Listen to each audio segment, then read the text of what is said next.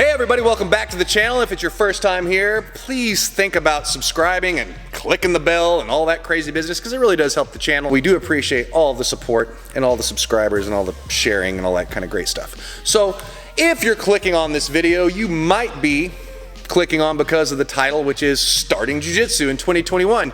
And if you are one of those new practitioners coming on board, welcome to the family and to the team and all that great stuff.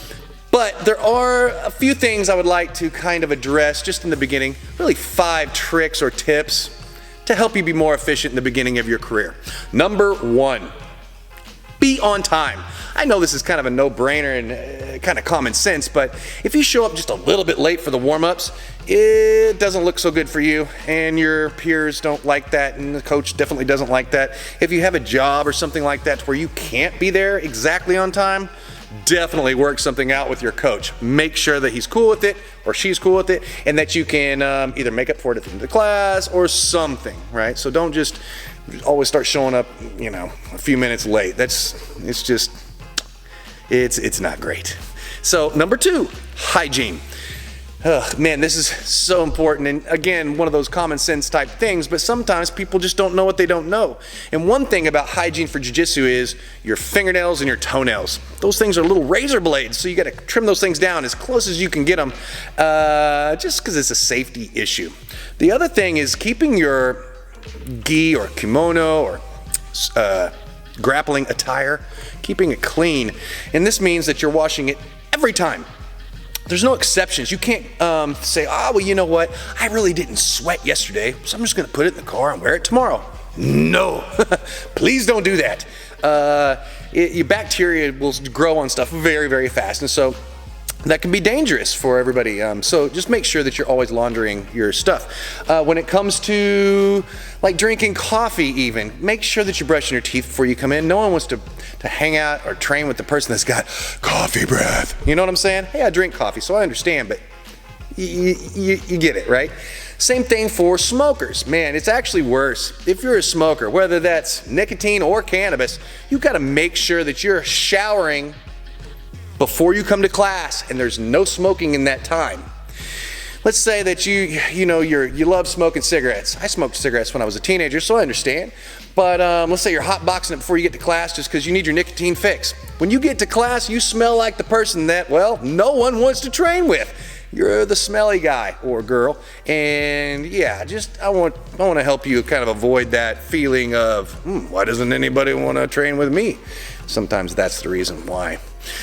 So number 3, be technically focused. And what does this mean? It means that whatever the technique is that's being shown by your coach, professor, make sure that you do it and that you're focusing on that. Don't deviate away from that and start doing your own thing or see if you, with the what ifs or something that you've seen on YouTube.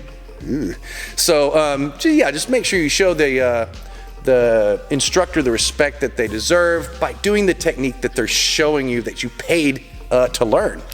Now, number 4, it kind of goes along with that, and that is keeping questions relevant.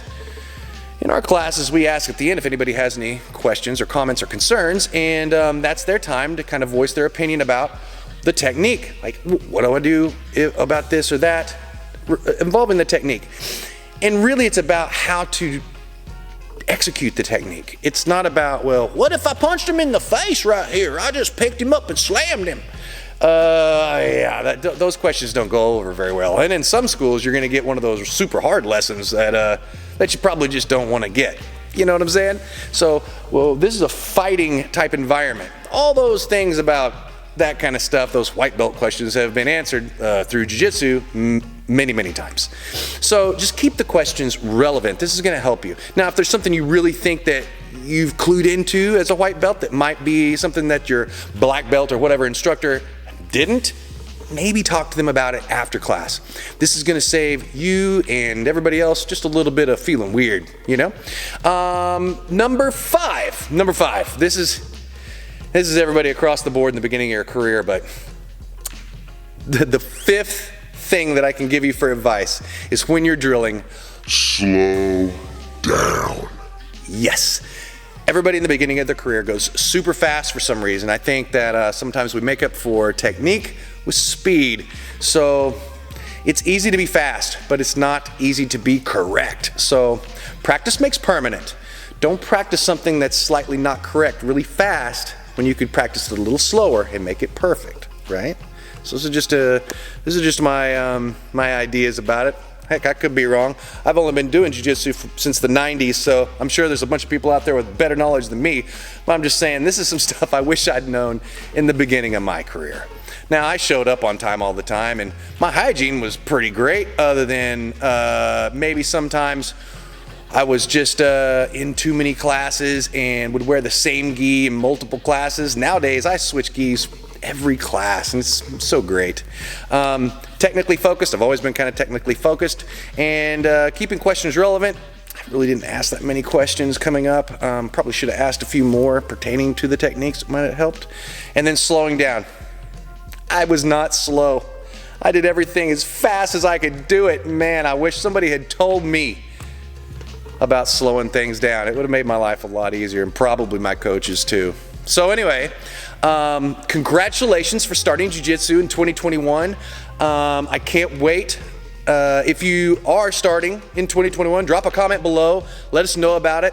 If you've already been training for a little bit, kind of let me know what your thoughts are as a new practitioner. And yeah, I hope this message finds you well, and I hope to see you on the mat soon. Peace.